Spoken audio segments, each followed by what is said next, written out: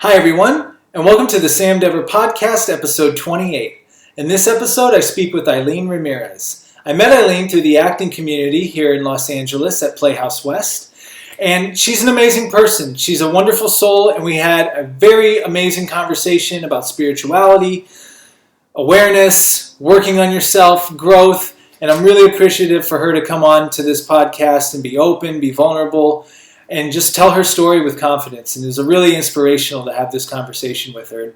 The book of the episode, staying in the same realm of spirituality, yoga, meditation, and things and whatnot, I'm going to go with Autobiography of a Yogi.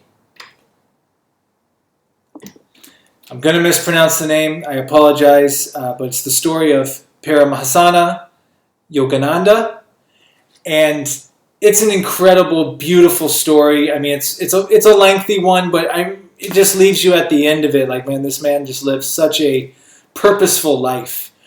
He actually founded the Self-Realization Fellowships that are here, I believe, in Glendale area, and then also there's one in Pacific Palisades. And so being here in Los Angeles, that's something I definitely want to go check out. And it's just really a beautiful story and a beautiful way he lived his life. And actually, Steve Jobs, I believe this was his favorite book. And George Harrison of the Beatles loved it so much, he would get copies and hand this out to people. So if you're looking for a good, deep spiritual read and a fun story, Autobiography of a Yogi. And with that all being said, here's my conversation with Aileen. Aileen Ramirez, welcome to the Sam Dever Podcast. Hello. Oh my gosh, I'm so excited. I know, it's like from IG to Zoom, here we are. Yes. How are you? I'm really good. Specifically today, I've had a great day today. So, great day to film a podcast. Oh, yes, that's great. Isn't it crazy like how some days you can feel amazing and some days you're not so amazing? Oh, yeah. I feel that. But I actually was watching one of your videos, I believe it was on vulnerability, on your YouTube channel. And you mentioned how, one thing that you said in that I really, really liked was, you woke up in the morning and you recognized you were feeling anxiety or you were feeling kind of down, and you addressed like, here's the tools I use when that happens. Right. You know, so is that something you do regularly? Like, are those tools constantly in practice for you? Constantly in practice, yes, but also constantly changing. And the reason that I say this is because you sort of have to, I sort of observe where I'm at, but I've noticed, because I'm such an emotional person, that I always thought that I feel my emotions, which is like a good thing. But the problem with that is that not that supposed to, there is no right way or wrong way to do things. But I would say, from my opinion, you want to learn how to let emotions go through you instead of having your emotions consume you, which is something very, very difficult to do. So in order for emotions to sort of just for you to feel, you have to just be in the moment, which is really hard to do. So I actually quit my job in November, and I decided to take a 6-month break. It's kind of like a leap of faith, but I also did plan for this, financially. I did know that I didn't want to stay at the job I was at, and I just, needed the 6-month break to, figure out, focus on healing, figure out what I want to do, and just allow myself to be. And in the first 2 months, it was, a lot of just, being, and I, would do nothing. And it was the hardest thing ever, because I'm such a doer, and I like a schedule, and I like waking up and doing stuff all day, that my new power of vulnerability, or my new schedule, became literally wake up, I would do breath work and meditate, and I would have nothing set for the rest of the day. The rest of the day really was about listening to my body and seeing what it called, what it feels like doing. Maybe for that entire day, it could be just watching TV and, binge watching Avengers or whatever it was. Or another day, it was really sporadic, whereas I would paint because I would see that my inner child wanted to come out. And I have been working a lot on like my inner child and like healing that part of me. So it was like painting and then coloring book and then like cooking and baking. Like it was like a child. And then at the end of the day, it was like kind of more zoning down and like watching TV. So it's not to say I don't like judge myself for it anymore. Whereas before it was definitely like okay, I'm not feeling good, so I'm going to go on a hike to ground myself. And after my hike, then I'm going to go to the beach and like journal. And then after the beach, I'm going to go home and I'm going to eat healthy. And then I'm going to do some chores like it was like still like doing instead of just like being in the emotions, instead of just like sitting with it, instead of just allowing myself to cry for whatever I wanted to cry, allowing myself to scream, which I like still struggle with. I'm not saying that I'm like a master at this, but just allowing like fluidity throughout my day, allowing myself to be in my own body, which I think is like the hardest thing to do, which is why I feel like I hear so often that people say like they can't slow down. Like they're like, oh, I'm so like stress free right now because I'm just like going, I'm in a groove. But if I was to begin to slow down and listen to my thoughts, I could not like be with myself. And I was like, that's so sad, the amount of people that say they don't like being in their body. Like you're with your mind 24/7, that if you don't make it a sacred place for you, I think you're really going to struggle like down the line. So there's so many things I want to say off of that. you touched on so many. First, have you read Power of Now with Eckhart Tolle? Yes. Mm-hmm. The part in there where he talks about like before he actually wrote Power of Now, he like did nothing for 2 years. He's like, the highlight of his day was going to the park and looking at ducks. But by doing that, he learned how to just go to the park and look at ducks. Like it sounds, and it's funny because we both were trained at a Meisner school where they teach us to be present. And I'm realizing like how hard it actually is. Mm-hmm. And I'm like you, like there's so many times where I'm going to do this at this time and this at this time. And then we're going to do this, and this is going to be my whole week. And this is my whole month. But what happens is a lot of it, you're not even present for a lot of it. You're just showing up and there, right. And then you're already thinking about the next place you got to be. So I think there's a lot of truth in what you say about just the ability to just sit there and be. I mean, that's a meditation within itself. Right. Just to exist and be present for that and do whatever's calling to you. Yes. And let me tell you, Sam, I've been working on this for 2 months and it's like, it's still not easy. I still like, I have some days where I'm like kind of good with it, like doing nothing. A big part of it is like both my parents are workaholics, which is the reason why I was a workaholic. That a lot, I like realized this also like back in October when I had my ayahuasca retreat, is I would measure my happiness level based off my productivity. So if I got a lot done that day, oh, it was a great day. I'm like, awesome, happiest person on earth. But if it's like Sunday and I have nothing to do and I just like can watch TV all day, and I would do that and I would feel so shitty. Like at the end of the day, I was like, this was like a horrible day. Like I didn't take advantage of the day. And it's like, I really did nothing wrong, you know? So that's when I began to just sort of, I realized like I have to make a change in my life if I don't, like, it's just absurd to say that I'm not happy because like I'm not doing, or I'm not happy because I'm not like producing something. So, you know, work in progress, but I am a lot happier this way. I love it. I think it's a great message too for a lot of us, even in LA to hear, because, and look, people come here to chase stuff, right? I mean, I get it. Like I did it. So, but it's like, it's like, I know for me, I had an injury that gave me perspective this past year. And it's just like, what am I chasing? Like, what am I, like, I love what you said. Like I was the same way. I was basing my quote unquote happiness off how much I can get done, how many marks I can knock off the belt or check off the sheet. Yeah. You know, and then you just start to realize that, wait, am I actually happy doing this? Or is that my ego? Like, do I think I'm happy? Like, I mean, I really wasn't. You know, and like the simplest of things, like you're talking about, like sitting and watching a movie, coloring in a coloring book, those things can bring you just the same amount of joy, if not more, but we're trained in this society, go, go, go, hustle, team, no sleep, like all that stuff. And I just realized a lot of it's a lie. It's just not true. Yeah. I'm still trying to figure it out because I'm sure there's a balance, but I'm like convinced that we're like not supposed to work our asses off. We're like, I just don't believe, especially like the job that I was at, like it was very, the same thing every day, very like simple work, but it's like time consuming. Like I'm a human being with such like an intelligent brain.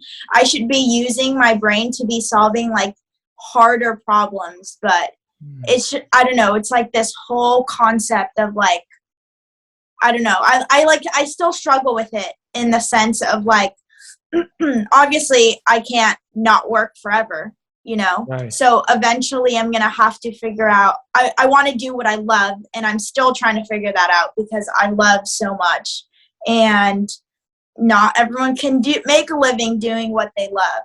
But I don't ever want to be in a job position where I feel like truly a 12-year-old could be doing my job. Like specifically even like customer service. Like I don't think it's not hard to like speak kindly to people. But that being said, like I don't think that's why I was like put on this earth, like to be yelled at on the other side of a phone for like something that is not like my responsibility. And so honestly, I do honor though and like praise people who are in that job position. I just hope that they're honoring their own soul, and like maybe they really just have a gift for like holding space for people. And I love holding space for people, but not in that type of scenario. So I'm just like really trying to figure out of like what is the meaning of life. It's so bizarre that I'm like thinking of this at like such a young age, but it really is like that's like this is what I go to sleep thinking about. Like, what is the meaning of life? What am I supposed to do? What's my next step? I love it. I think that's amazing and incredible. And I wanted to ask you, I've never asked you, so if we can go back a little bit, what started you on this spiritual path? Like what got you, what was like was it a book you read? Was it, something you got into, like whether it was yoga or meditation? What led you on, what started your spiritual journey? Yeah. Okay. I only have a question when you say I think there's a difference between a spiritual journey and a healing journey.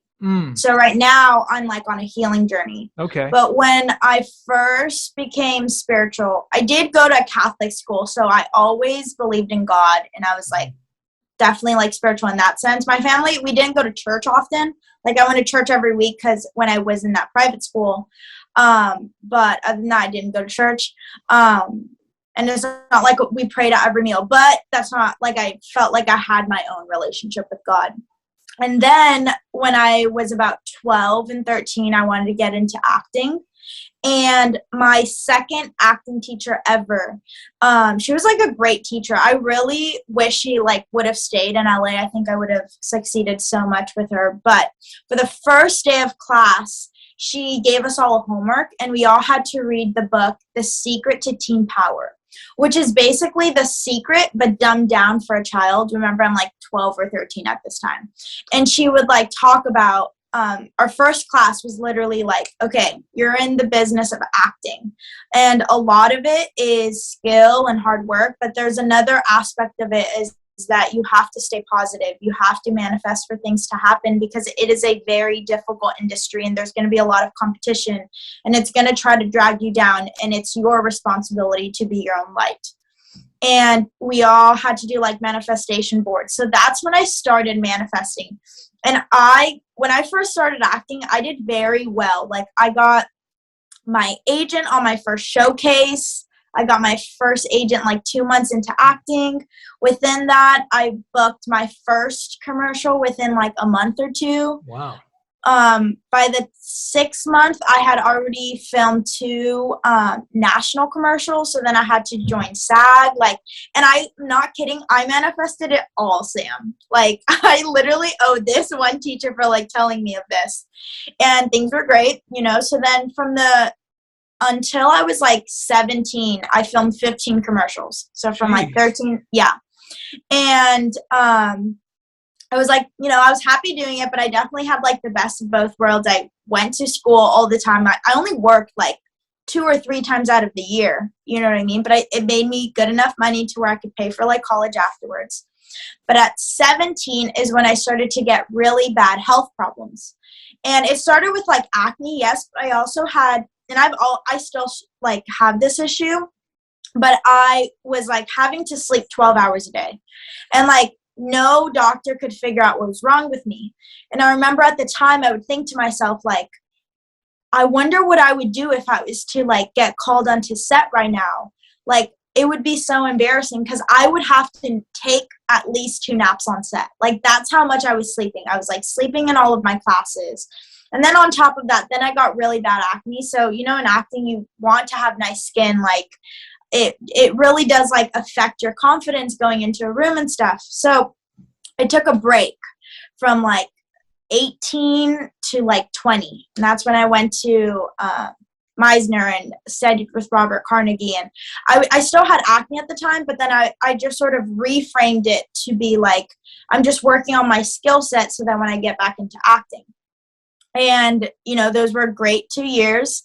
And I really did sort of prioritize it, but I had the worst confidence. Like, I can't even begin to explain to you, Sam, how I had absolutely no confidence. And it's like, you need that. I couldn't get myself a new agent. I couldn't get management. When I would get management, it like wasn't a great fit. It's like I was trying to manifest these things and some of it would come, but then I would be like, they're just not a great fit for me. So it was like chaotic. And then it got to a point where I was like on my last year of like college, and like I did just get my degree for my parents. Like, unfortunately, and it's totally okay. Like, for me, college is one of those things that's kind of easy. I do wonder what it would have been like if I just put all of my attention into acting, but at the same time, I don't think, like, I would like to get back into acting, but it's not right now. And I've been speaking to like a therapist and like other people about this. So the last year of like college, I got into yoga. And honestly, the only reason I got like certified was because I wanted to have a part-time job, like to make some money, but I didn't want to work at like retail or anything like that, and I wasn't getting acting jobs. So I was like, why don't I become a yoga teacher? Like, that just sounds like chill. I was like, I never did yoga before that. It's kind of like ironic. But that's my a very best friend, LA thing to do. Yes. My best friend, though, she was a yoga teacher, and like she made me kind of fall in love with the practice. So it was after I became a yoga teacher that I actually loved yoga. So that was like a big opening. So then with yoga, it was like life-changing for me in the sense of like I noticed what my internal dialogue is. So a lot of times when I was like going through the training, they were like, you can't say like negative statements. So for example, I started teaching yoga sculpt, which is yoga with weights. So they were saying when you begin to teach, you can't say things like, come on, don't give up. You have to say things like, you are stronger than you think. Focus on the energy within you. That I just started to realize that no one in my family talks this way, first of all. The way I speak to my friends and others was like not very positive, that it sort of changed this like internal dialogue within me. Now with that though, a lot changed where like I just sort of internalized everything. And I was like, I just began to see the power of words and to know that words can affect another human being. Like, I would never want to cause any type of pain or hurt to anyone just by words. That I began to not even speak up and like talk about how I really feel, or stand up for myself, or like let a friendship know when I feel like a boundary was set. I did not know how to set boundaries. So then still going down this journey, again, I'm starting back up with like the health issues. And it started with diet, where like I was sleeping 12 hours a day. I was so tired, I fell asleep driving 3 times. every time I would go to doctors, I'd get all this blood work done. They'd do all these like tests on me, and they're like, I don't know what to tell you. You come back completely normal. And I'm like, nobody is listening to me. Like, everyone would see this like skinny girl, and they're like, she's not unhealthy. And I'm like, yes, I am. Like, something's going on. Every time I eat, I like want to like knock out. And I finally found this like super strict diet, and that's when I decided to like make this like YouTube channel, right? That was like about healing and stuff. And it started with like healing my gut and healing things internal. So when I began to do that and I healed my physical body was when I could finally start to work on my mental health. And when I started to work more on my mental health, I could work more on like my soul work. And that's sort of what kept going me, like bringing me down this journey. And now I'm like, 2 years later, like still in a healing journey, like very much invested. I would say all of 2021 was a big, definitely my healing journey started in 2020. And I remember it so vividly, like something was like, I felt so squirmy in my body. Something was going on. I was like in a very toxic relationship, and I wanted to leave it, and I didn't know how. And I like wanted change, and I wasn't happy like where my life was, and I missed acting, but I knew it wasn't the time to go back. Like there was so much that happened. And I remember it so vividly because it was like, I felt like a 180 change. And then I would say all of last year was my real healing journey, which is actually why I stopped filming YouTube videos, because it was so personal that I wasn't ready to share it. Every week was a struggle. Every day I was learning something new about myself. Every week I was like, I don't know if you know what chakras are. Yeah. But okay, so I'm like very well educated on chakras at this point, but I can just like notice so vividly like when there's a lack in my life, when there's a disconnect, when I'm not speaking my truth, when I don't feel grounded, when I don't set boundaries. The awareness is so intense that I could never go back to that old Aileen. Like I will never go back. And this really is a lifestyle. And this, like, I remember for a long time, my family and my friends would think like, oh, yoga, this is just like a phase for her. And I'm like, it's not. Like, I knew very well that it's like, whether or not I continue to teach for the rest of my life, yoga will always be a practice that is so sacred to me, and I will continue for the rest of my life. And like meditation is not something that I go in and out of. I do it every day. Breath work has just been so, like, it just strengthens these like core values. Now to that, I like realized that, well, two things. I think the answer that I've been sort of searching for, like, what's the meaning of life, right? And the simple answer is love. But when I went, when I went to go experience ayahuasca, I know we didn't like really want to go into it, but I, without being like dramatic, I think it's the first time I have ever experienced love. Now that being said, because it was the first time, I couldn't even accept the love of others, because even if someone loves me tremendously, I can only take with however amount that I love myself. And during that retreat, there was like on the last day, we did this ceremony called San Pedro, which is like another type of plant medicine. And I realized that love is like the answer to things, but the thing about it is love is so complex, and none of us understand it, and none of us like, and it's not our parents' fault, but most of us were not given love at a young age. We were not nurtured at a young age. That because of it, we don't know how to love others. So the next best thing is to just heal, because the closer I get to healing myself, the more compassion I can have for someone. And just like things that I would always read in spiritual books, specifically Eckhart Tolle, when he, like, you always hear realizations of like, love is the answer. Everything that you don't like in someone is something you don't like about yourself because they're a mirror. I knew these things, but I didn't understand it because I never fully experienced it. And even when I talk about it, like I do, I know that on the other end, you guys can only grasp as much of it, but you don't know what, or at least I don't think that you can really understand what it feels to be held and to be loved and to be nurtured. That I'm beginning to see that the more that I heal myself, the more I can help others. And it's a crazy understanding because my whole life I've been I always wanted to fix people. I always wanted to show other people happiness. I always wanted to show people how to live. That in return, I didn't realize that I was like killing myself. Like legit, like dimming my light. I was pouring so much into others that I had no light left for myself.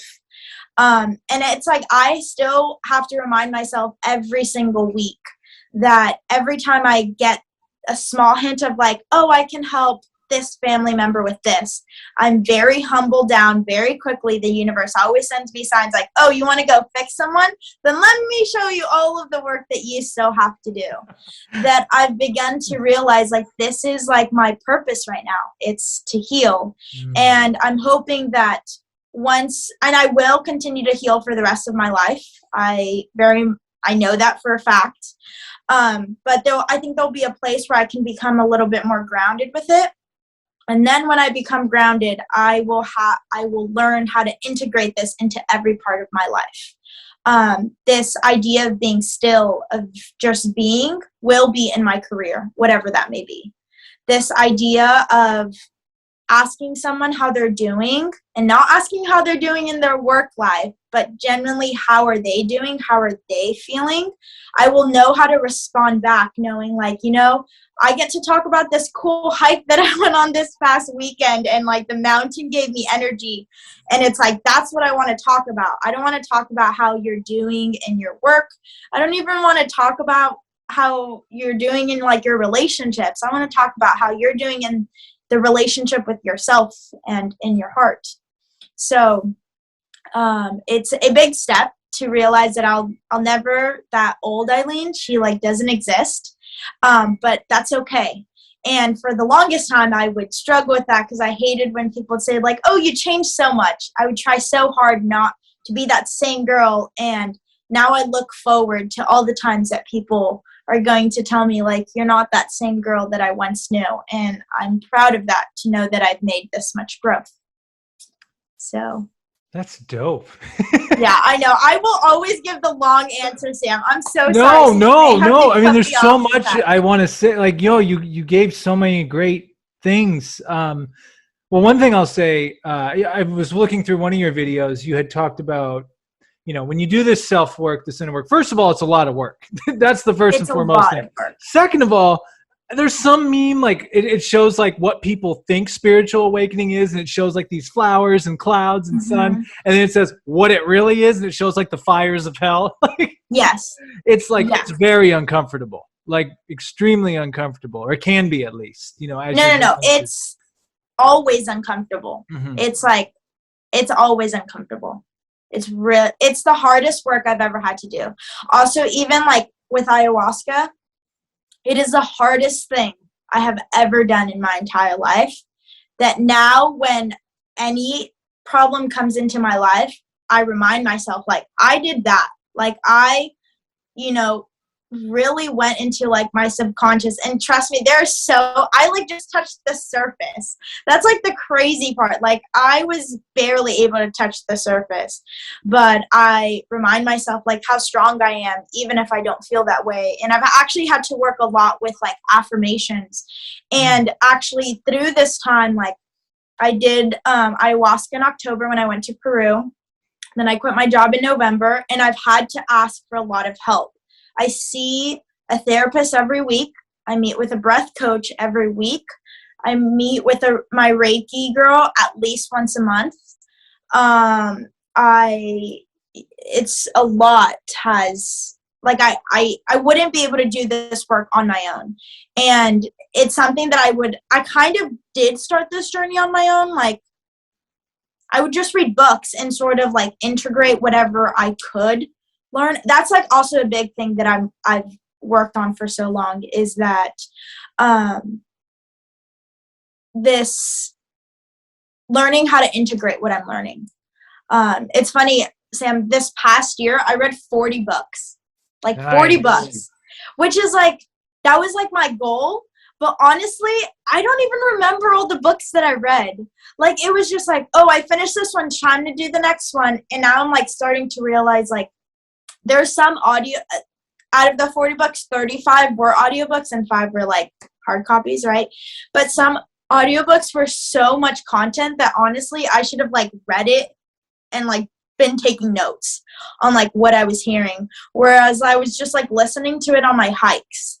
And it sort of became this like to-do task that I'm still like grateful for it. I'm glad like I achieved that goal. But for this next year, I have no set goal of how many books. I'm just going to see what I do read every morning though.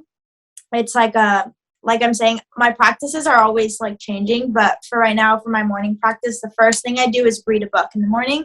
I find that so grounding, especially because your mind's like thinking so much that when I read the book, I feel like I'm grasping so much of the knowledge. Whereas I've noticed if I like read later on in the day, I'm like way too distracted and like the words are just like not hitting my brain. I don't know. But there is no goal on like how many counts. There is no goal on which genres I should be reading. It's really like what book needs to come into my life right now. And then after I read it, how can I begin to integrate these things? This is like a big thing, like integration, I think is everything. It's no longer about like working fast. It's about working smarter. So.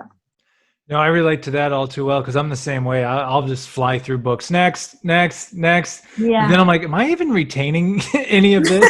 I had a talk with one friend and we just said, yeah, knowledge without application is useless.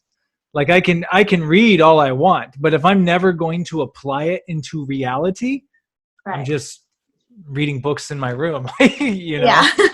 And also I'm with you with the reading in the morning thing. I do that along with journaling and meditation. And it's like, I feel like even if some days you'll get in, maybe you're kind of got to go some places 10, 15 minutes in, and some days you'll read over an hour, but it's kind of like mental push-ups. I feel like gets my brain going. And you're right. Cause at nighttime, like I'll try reading like these deep, complex books and it ain't happening. Yeah, it's not like my brain's like, which is fair. Your brain, you should be preparing your body for sleep, not preparing your body for like more knowledge and wisdom. And unless it's like pleasure reading like a novel or something like that, like that's similar to like reading a really good novel. But what are some other, we were talking in the pre-show room about the ice baths and things like that. What are some things aside from like meditation, journaling, yoga, reading, which are all incredible things? What are some other things you do in your healing journey and self-care routine to optimize yourself? Yeah. So ice plunge, I have to give full credit to my boyfriend for that. He's been doing ice baths for like about 2 years now. Like he even went to like a Wim Hof conference to like learn how to like really do the breathing. So when we got our house, he converted a freezer into an ice plunge. It's like a lot cheaper to do it that way. If not, they're like typically $5,000, but if you just DIY it, it's about like $500 to $1,500, give or take. So super dope. He got a freezer. We sealed it all up. I don't know, he found like a video and it has a filter in it so that it like the water is always like keeping clean. And our ice plunge is kept at 38 degrees. And typically you want to do it like after a workout. I would say like that's what's best. But the reason it's so special, and like you stay in it for a minimum of 3 minutes. But it really is such a mental strength practice. Not so much like physical, like you will get a lot of like your hands will begin to hurt, but anytime I'll have days where I know something's off, but I have no idea what it is. Like internally, I feel numb. There's no thoughts that I can observe that are coming to the surface. as soon as I get into the ice bath, like thoughts will come up very quickly, like, you are not enough. You are not creative. And it's like, whoa, like it just like brings it up to the surface. And it's like a really nice tool to have.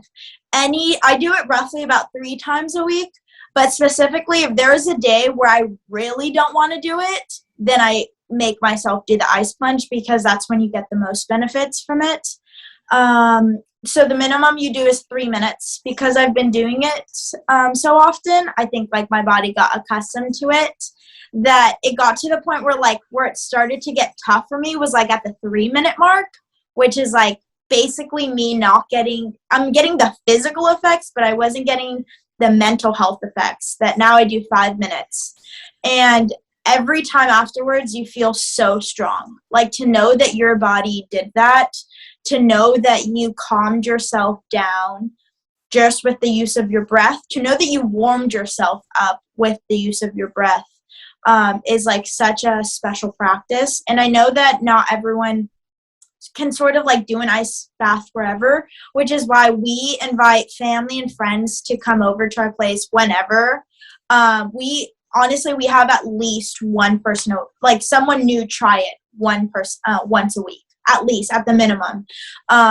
We'll have people literally just come over to do the ice plunge. Like we hang out for like an hour and then they like just dip. Like that's just our new way of hanging out. But yeah, that any type of, I think, cold there. Oh, we also have like a steam room in our backyard. So we'll do the ice plunge and then steam room. Technically, you could go back into the ice plunge and keep doing that back and forth. I think any type of like cold therapy and hot therapy is like awesome. So also for me, like my hands and my feet are always cold. I was like always cold. Like if it wasn't above 95, I was like so cold, and people would always be like, please never move out of California. But now I'm like, I would say like definitely at like a neutral type of temperature, which is just awesome. Like, let me tell you, being cold 24/7 is really freaking annoying. Like that's not fun. And then the second part of that was breath work is so huge. I don't think a lot of people know what real breath work is. I actually have a breath work coach that I meet with once a week. And because we know that this isn't like even when my boyfriend told me to do breath work, I was like, you want me to pay how much to breathe? Like, I already do that every day. Like, and I was one of those people, but it's like, it's the same reaction that you get with everyone. So we started hosting breath work events just to our friends. It's like kind of private, to like kind of let them know like what it is, and they could, give us their feedback. We did one back in like November, and it was like such a great success that we're actually doing 2 in January. And it's like just getting everyone's feedback so that we can begin to just sort of open it more to like the public. But breath work typically is like where you breathe for an hour straight and you have a breath work coach with it, and you get the same effects that you would on a psychedelic, but you're sober. So there's like a lot of healing in it. There's a lot comes out. You can cry, you can scream, you can yell something, a phrase, and just like really actually release it. That has been a huge part. So, like I said, I meet with a breath coach once a week. But then to do breath work every day, I do breath work before I do meditation, because my breath work will literally get my body and like me physically and mentally into the state that I would be at the end of my meditation. So if I start my meditation where I typically end it, then I could go deeper. Well, like you got me fascinated with this breath. Well, first of all, #house goals, having a nice bath for friends. Like that sounds incredible. Yes. Second of all, you really got me in it. I actually have a book. I haven't read it yet. It's called Breathe by James Nestor. I haven't read it yet, but that's something I don't think I've really gotten into. I've done like a couple breathing techniques into meditation. Mm-hmm. So when you're saying breath work, is it like you're going through a series of exercises with your breath? Are you doing one type of breath for a certain amount of time? Mm-hmm. Could you share a little maybe on what exactly you're getting into with that? Right. So typically the breath when you do it with a breathwork coach, she sort of guides it. So for us, it's like you breathe in through the mouth and breathe out. So it's like, that's what it sounds like. And you go to like really loud music. Like the music is so loud, and it's really, I mean, I have to invite you to like my breathwork event. If you're interested, I'll send you the info, but you'll see that any type of breathwork workshop, I don't know how they do it, but they do such a great way at like making it a safe environment. But furthermore, having really loud music, it allows people to have that vulnerability to scream, to like, and I'm like, you will cry like you have never cried before. So it is guided by the coach, because I'm someone, I do not like it. I'm so hesitant to do breath work. Like I always want to like kind of not do it, or like I don't go all the way. So in order to combat it, I have to get really warm. Like I wear fuzzy socks, I'm wearing sweats, I'm wearing a hoodie, I have a blanket covered, and then you wear like even an eye mask afterwards so that it can be completely dark. Like you really have to make your body as comfortable, because you're about to enter into a very uncomfortable zone. So that's how it is with like a breathwork coach, which is why I highly, highly, highly recommend someone to check out either like you could do a group breathwork session, or do a one-on-one, or even like a couples. But now that you start to get the gist of like how powerful breathwork can be with someone there that's guided, then you can do videos. And with the like videos are great, but the videos are just, it's not as intuitive. Like you're just sort of following the pattern. Whereas with a coach, you're following a pattern, but she's sort of like guiding you where you are. And like you sort of get to work on like different practices. So for example, I like a very yin approach to breath work, which is like slow breathing, which is like inhaling through the nose, exhaling out through the mouth. Whereas like Wim Hof is very yang.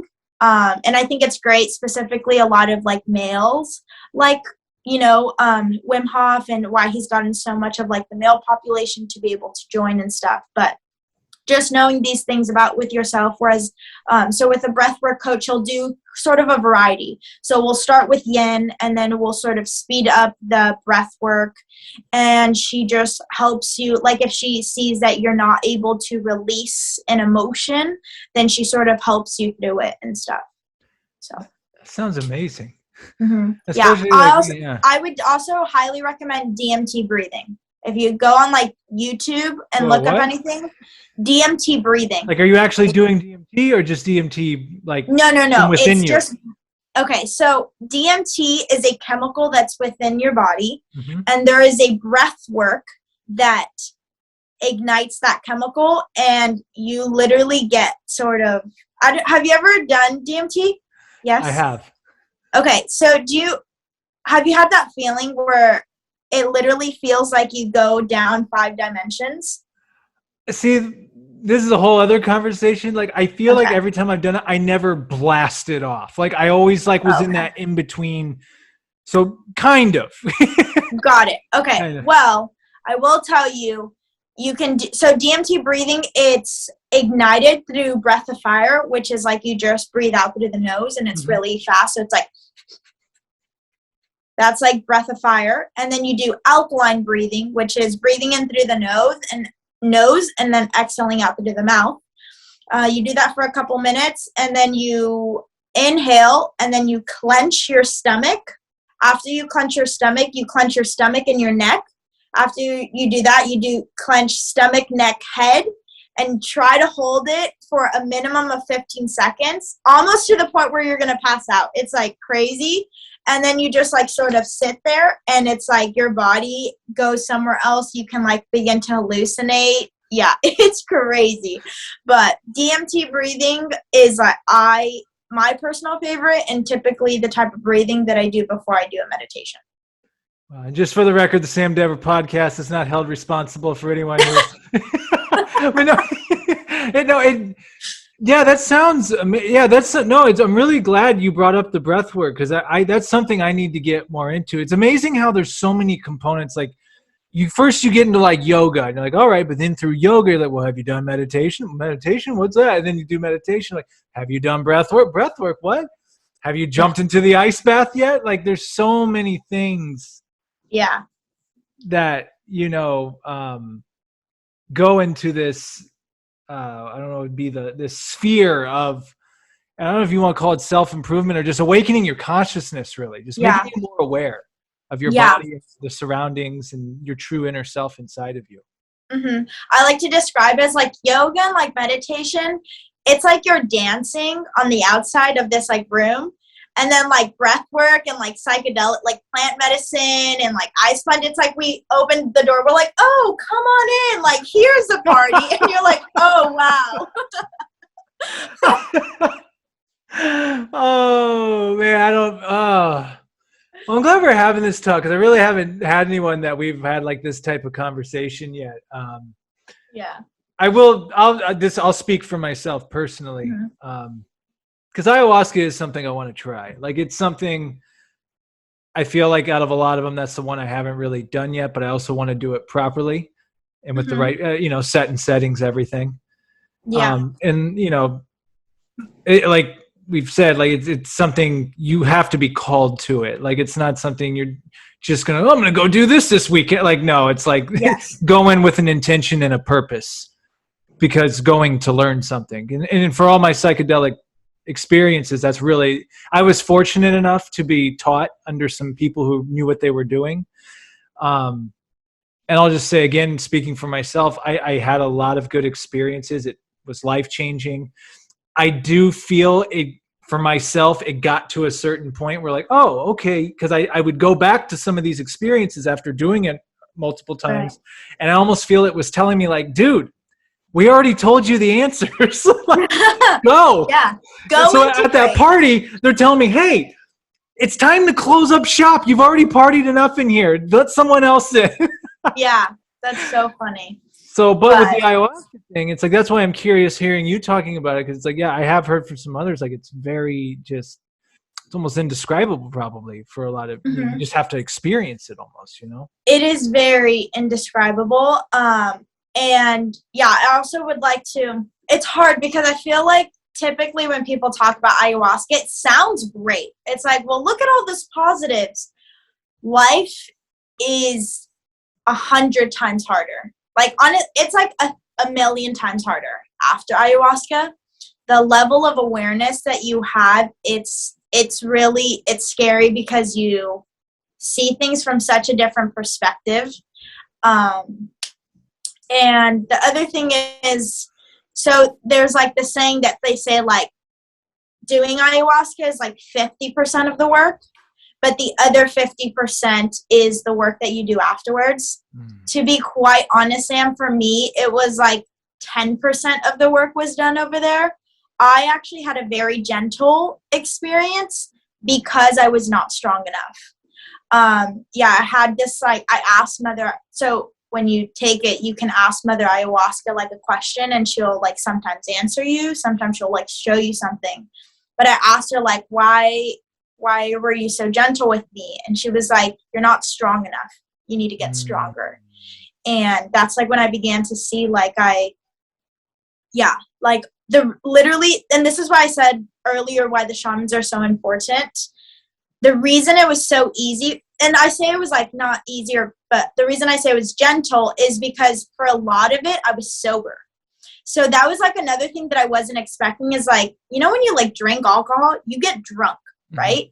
Or when you take a psychedelic, you're like on it, not with ayahuasca. You like meditate into it. And I had a really hard time almost like connecting. So for example, like my first night, I was sober for like 3 hours. My second night, I was sober for 5 hours. And my third night, I connected pretty fast, within like 20 minutes. And I was in it the entire time, but it was still very that's when I learned what being was. Like, I'm pretty sure I sat in like a meditative position for an hour and a half, just like sitting there, like listening to everyone and sending everyone love, but like I wouldn't move. Like, I've never sat that still for like ever in my entire life. I realized that the reason like nothing was happening or why I wasn't seeing visions, I didn't even throw up. I didn't go to the restroom. None of that. I didn't have any of the bodily detox, was because the shamans were the ones doing all of the work for me. Like, they are sort of the ones who have to fight your negative spirits for you, and they help you.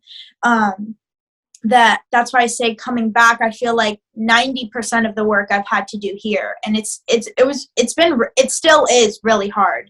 And just like preparing people for that, like when you decide to do it, just like know that your life is going to change. Like there's no way that it's not. But it is the best gift that I think you could give yourself. But yeah, just telling people this isn't something you do for fun. It's like something that, it's a medicine, it's a plant, and you have to learn to respect it. And hopefully you go to a great facility. I highly recommend going to Arcana in Peru. I think they just like know all the guidelines, and specifically they help you how to integrate. Like, they have a full-on 2-hour conversation of like how you can begin to integrate it back into your life, diet changes that you may want to keep,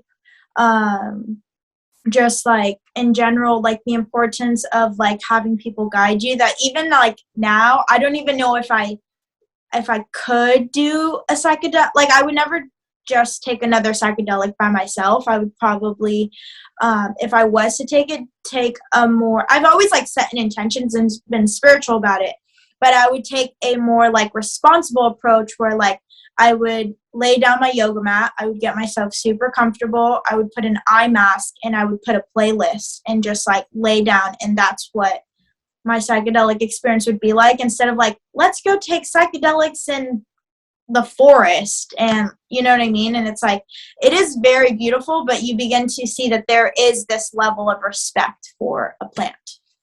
So. Well, the reason why I'm smiling is because what you just described is usually how it's gone for me. Like, it's lights off, doors locked. That's awesome. Favorite music, and I've met God several times doing that. And I'm glad you brought up the part, because I mean, look, for anyone listening, like I'm really glad you have a very responsible approach to it, because I've had this talk with a few other people in this realm, and it's like, it's not for everybody. Like, not everyone, because when I first got into them, I'm just talking about psychedelics in general, it was like, go tell it on the mountain. I just had an experience that everyone needs to know about. Like, yes.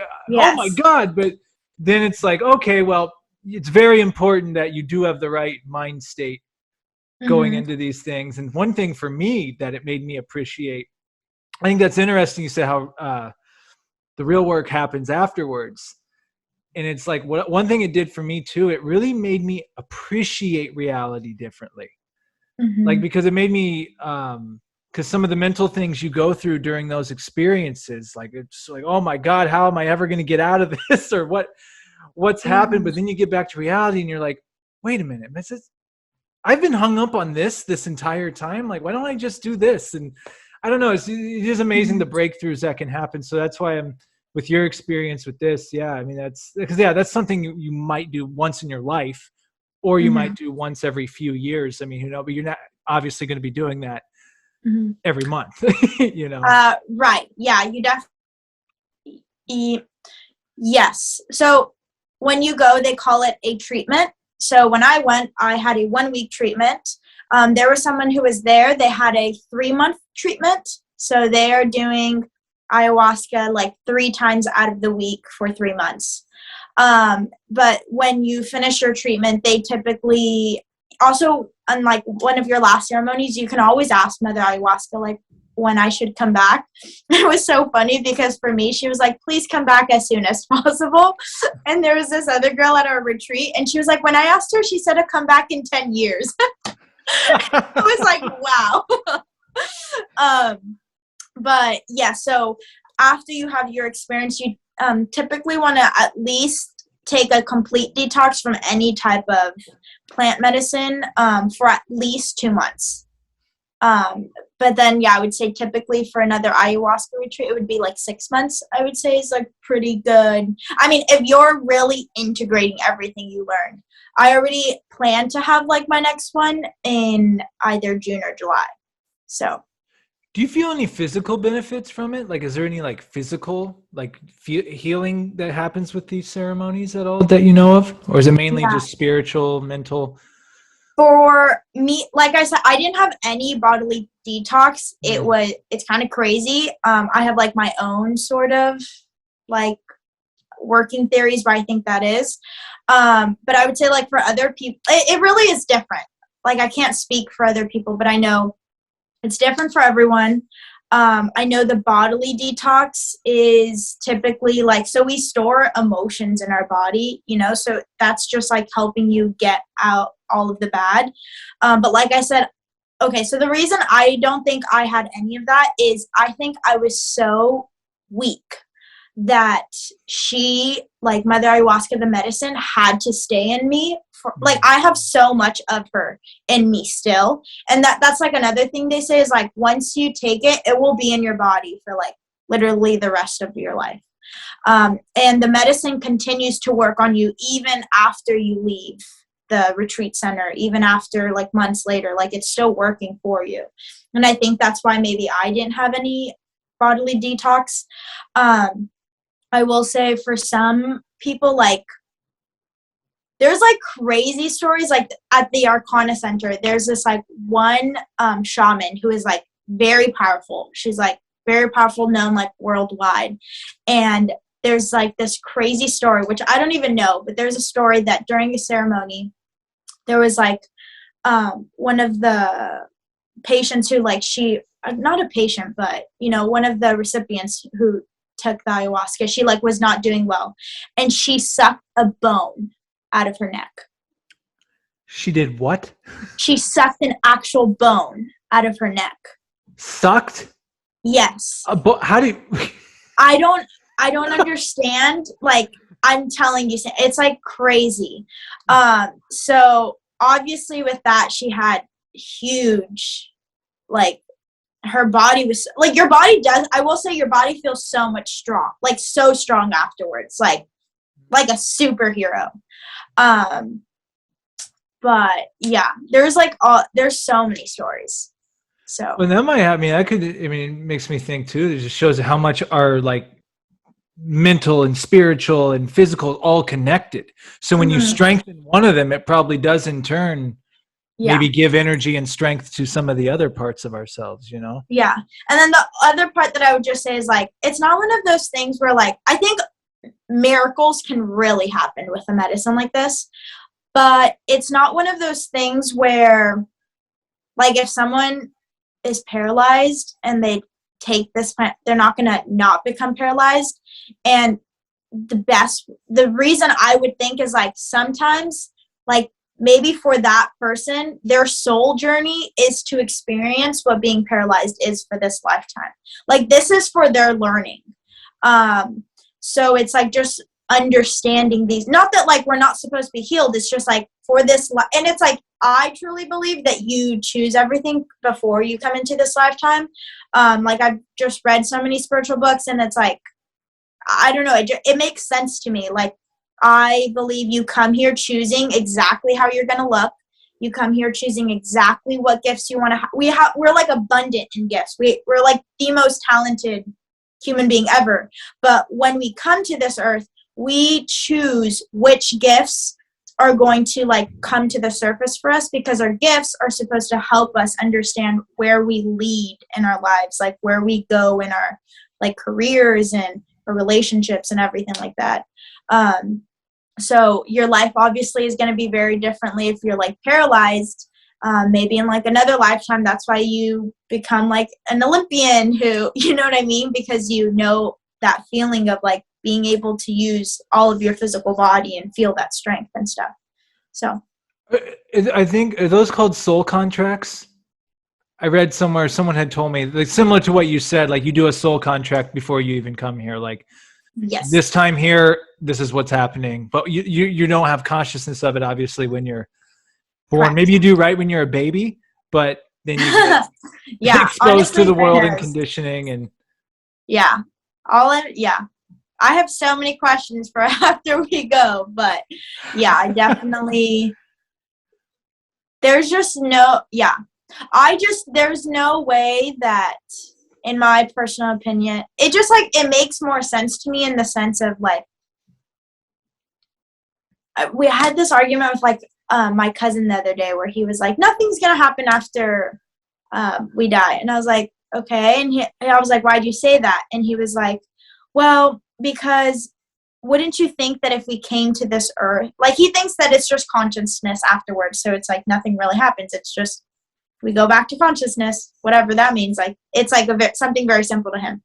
And I was like, he's like, why wouldn't we remember all of our past lives and stuff? And I was like, well, you just said earlier that our body is like the human being, we are a very limited body. Like our mind, the capacity that we could use our mind is very limited. And that's like not a horrible thing. Like, I feel like as I'm saying that sounds like negative, but it's not negative. It's just like understanding, like, we know what it is like to be a human being. We don't know what it's like to be a planet. We don't know what it's like to be a snake. We don't, like right now we are human beings and we have a limit to what we can do in a human body. That I think because of that, like our brain is like only has a certain amount of capacity to retain knowledge. And as evolution grows, maybe that will change. But as of right now, like, just knowing that, like, we have this, like, limit, but that doesn't mean that the answers aren't within us. Like, we just think that us remembering things is, like, remembering it detail for detail. But I think when they say the answers within us is, like, really learn, because the answer is within us, it's, like, you need to learn how to listen to your body. When your body says slow down, it's telling you for a reason. When your body jumps at an opportunity, it's telling you for a reason. When your body desires something, whether it's like extravagant, like wanting to be on TV or in a film, like don't judge yourself for it. Like, oh, that's like an egotistical want. It's not. It's your body telling you what your gift is here to share on this earth. So, wow, yeah. You're dropping some knowledge in this one today. Yeah. Leaving us with some gems here. No, one thing I want just opinions.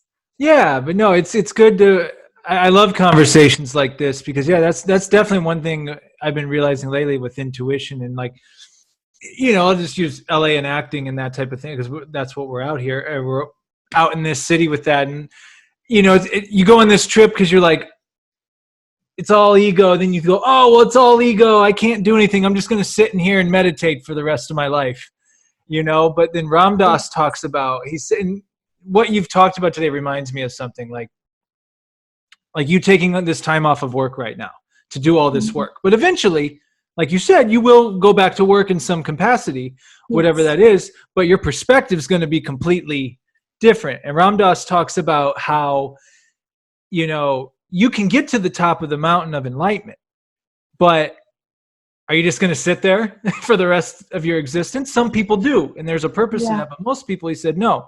You get to the top of the mountain, and then you take off the saffron robe, you put on the civilian clothes, and you go back down and be amongst the people. Yes. Because some people, you don't know what situation you're going to be in. They're like, why? Eileen just seems like she knows stuff. You know what I mean? Like, you're going to be able to teach that and share that with people, and it's going to be a completely different journey, Well, I appreciate that you think I know stuff, but I will say, it is when you are around people that, one, you're able to observe the growth and like the knowledge that, like, literally to me, it's like, I don't know, it's been so many years, Sam, that I've been in this world that I just have accumulated so much that to me, it's like, oh, don't you know this knowledge? Like, don't you know how to cleanse crystals? Don't you know the purpose of sin? Like, what do you mean, that I forget these things and not everyone knows. So, like, I'm gladly to share. But I have been sort of a little bit of a hermit for, like, 2 months, and I'm, like, beginning to start to get out of my shell. And this is going to be a very challenging time because it's going to be constant, like, trial and error for me. Being around people, being drained by their energy, knowing why I'm drained by their energy. I don't want to get off topic, but the point that I was trying to make is being around people is what will allow me to grow. And I've had this conversation so many times, specifically with my boyfriend too, is like, we've thought about it so many times, like, why don't we just move up to like the middle of nowhere in Montana in a cabin where like the closest person to us is like 25 miles away. Although that sounds like very beautiful and peaceful and calming, and like I want to do that sometimes, there is no growth there. And as we were talking earlier, that I believe we choose everything before we come. That would also mean that I chose to be born in Los Angeles, California for a reason. Mm-hmm. Like there is something that we're a community, you know, and just because I'm beginning to like, what it feels like to me is wake up. It doesn't mean I'm going to go run away because I woke up. I feel like I have a responsibility to like my family, to my friends, to like my civilians, to help others. Like I don't have life figured out, but I love this path that I'm on. And I love living my life this way. It's very difficult. It's harder than how I was living before, you know, not observing why things were affecting me, just getting drunk whenever I felt like it. But it's worth it. All the growth is worth it. And like even talking to you and getting to hear your perspectives, I feel like you're like even on a very similar journey to me, even if like mine's more on like the weird, the witchy side or the, you know, but we're like still on the same journey in the sense of like kind of diving deep into self-growth. And I think self-growth is the first step into really opening up every door to every parts of our lives, whether it be relationships, careers, or everything. Like it all starts from within and with us. That was beautiful. And what I'll add on to that, yeah, I feel like we may be on different train cars, but we're on the same track. You know, we're on the same, yeah. Hey, Aileen, I see you. Oh, you're heading there too? Okay. Oh, you're taking that way? Okay, I'm taking this way. Like, but we're both going there. Mm-hmm. And there's one thing I'll say too real quick about, and you know, we've hit the hour mark and I want to respect the time, but there's so many other things I want to, we could talk about. We'll have to do part 2, but what's interesting, like about Instagram and stuff, as much as I've just said how social media just gets to the point where like, why am I even on this thing anymore? It has allowed me, like someone like you, for example, someone I was in acting class with, I had no idea you were into any of this stuff. Like I never talked about it. Like zero clue. I was embarrassed. All of a sudden, you'd share some book. I'm like, wait a minute, she just shared. Is that what I think? What book it is? And like doing all this, so it's like it has been a treat to connect with you in this way, and then to leading us to now to have this actual conversation. It's a beautiful thing. It's a beautiful thing because I feel like just the exchange of this, you know, you having your experiences, I throw my experiences, other people throw their experiences in. We're just all learning. And I really like what you said about being here in Los Angeles, being here for a reason, and being like, you know, okay, I'm here for a reason. I'm obviously here to serve the community in some capacity, whatever that is. So just having that perspective, I think so amazing that you have that. Definitely. Yeah. And before I always give the guests the last word, if someone wanted to follow you on social media, is there anywhere that they can follow you to keep updated? So I know, so I recently decided that I no longer want to post about like my healing journey on my personal account because it just became too like businessy. So I recently made a new Instagram. Website is either coming up next week. It's definitely coming up in January. So either next weekend or the last week of January. And it is called Unearthed. LA. So if you want to follow like my healing journey, all of that shebang, that is where I would say to follow me. My personal one is It's Aileen Ramirez. And this is where like I just don't want, like if I just want to post what food I ate that day for like no reason, like if I just want to post my sisters, like, you know, I could like do it without thinking of like, why am I, So personal is It's Aileen Ramirez.